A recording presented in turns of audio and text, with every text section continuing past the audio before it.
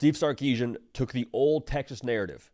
Can't develop, bad culture, can't go get drafted at a high level when it comes to the NFL draft, and he put that out to pasture of mice and men style over the course of the last few years, but definitely last night with 3 first-round draft picks. We'll talk about it right now. Make sure you are subscribed. If you're a Texas fan and you want to see more Longhorn content, the best way to let us know that is by hitting subscribe on this video, because we see who subscribes, we see who from a fan base subscribes, and so when we see a lot of subscriptions to a Texas video, we're like, okay, Texas fans are dialed in. So if you want to see more Texas content, bottom line, make sure you subscribe. We appreciate y'all in advance for that. But back to what I was saying. Last night, if you were wearing some burnt orange watching that draft, you had yourself a good time. You had, count them, 3 players drafted in the first round. Matthew Golden was the lowest draft pick. He felt like 23. He was a guy being talked about drafted in the top 20. But you had Jahdae Barron getting drafted, Kelvin Banks getting drafted. Also worth noting at 3 premier positions outside of edge and quarterback, which tracking what Colin Simmons is right now, probably be a first-round pick. Tracking what Arch Manning is probably going to be. You have expectations for him to be a first-round pick, so we'll see what happens there. But wide receiver, tackle, and DB, I mean, call Jahdae Barron a corner, nickel, a safety, whatever you want to call them, 3 positions that are of massive value right now in the National Football League. So going back to what I said, this is completely just busting the narrative that was old Texas.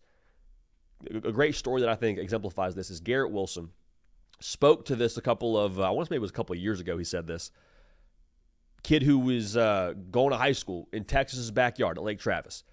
I mean, everything kind of receiver, can't miss kind of guy, takes an official visit to Texas. And he says, yeah, that OV, I mean, think about Texas a little bit. Liked the idea of staying home. I mean, I'm sure the brand to him was to some extent attractive. But he says this, quote, in the end, I watched a lot of people go to Texas with a ton of ability and maybe not achieve what I thought they could. I didn't want to be one of those guys. Garrett Wilson, of course, becomes a first-round draft pick, doing what he's doing right now in the league. But, if you were to tell Garrett Wilson that he was playing for a Steve Sarkisian kind of Texas, Garrett Wilson probably goes to Texas. I don't think it's a stretch to say that would have been more within the realm of possibility. If he's even thinking about going to Texas at the point in time that he was, when Texas wasn't a college football playoff kind of team and you didn't have consistent play at the quarterback position, they have all those things now. Like Steve Sarkisian has not just developed and put together like an electric roster, a roster that can go win in the SEC. He's put together a roster that will go have success on Sundays.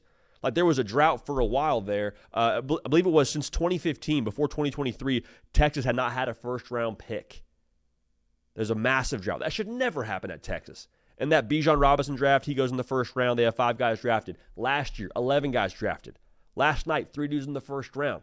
Very, very clearly now, if you want to go play on Sundays, Texas is not just a place that can help you do that. It's probably a place you should consider going if you want to go do that. Like Texas is becoming more and more, I think, a destination. So that's kind of where they are right now. But it's exciting, I think, if you're a Texas fan, to look to the future. This is what Texas probably always should have been. Definitely what they are right now because of the structure, the brand in of itself. You see that Longhorn logo.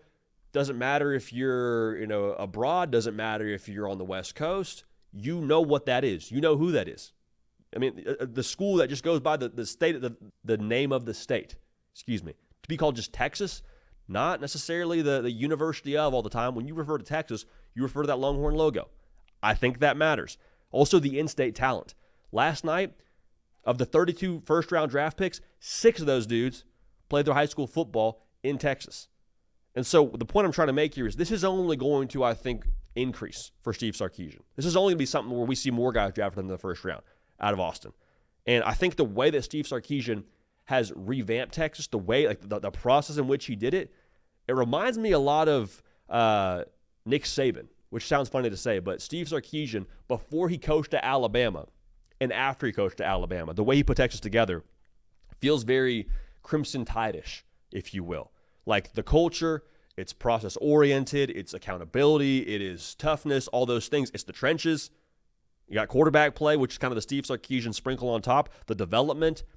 It was a slow process, and to me, that's how I know Steve Sarkisian built that thing to last. Because he didn't show up there, portal in 45 guys, and just flip that thing on its head in 1 year. It was 5-7, you win 7 games, then you're a playoff team 2 years in a row. Like it took a second to put it together. Like that's how you know it's good. If you go to a restaurant and your meal comes out 30 seconds after ordering it, might not be the freshest thing, might not be the best thing for you. But if you go to a restaurant, you got to wait around for like 25, 30 minutes. Hey, they're really working on that thing back there. They're cooking it. Steve Sarkisian worked on it and cooked it, right? And that's now why Texas is where they're at, and that's why they're having draft picks in the first round. So to put it simply now, the future at Texas, when they start having more of this happen, it's only going to bolster recruiting. There's a reason they had the number one recruiting class this past cycle. Not just because the financial part of it, I'm sure that plays a factor. But if you're not getting dudes drafted like they have these last couple of years, like they did last night, you don't even have the potential to try and make a good NIL pitch for a kid because they're not going to your school because they want to get that long money in the NFL. So the bottom line here is Texas, for a long time now, as long as Steve Sarkisian is there, is in a great spot. The development's in place. The resources are in place. You're in the best place based on last night's results when it comes to acquiring high school talent. Future is very bright. Very, very bright in Austin for Steve Sarkisian, and last night was another example. Make sure you're locked in. Again, if you're a Texas fan, make sure you're subscribed. Cato on the ones and twos for myself, Jody Paquel. We appreciate y'all. We love y'all. We will keep this party rolling. We will see y'all next time.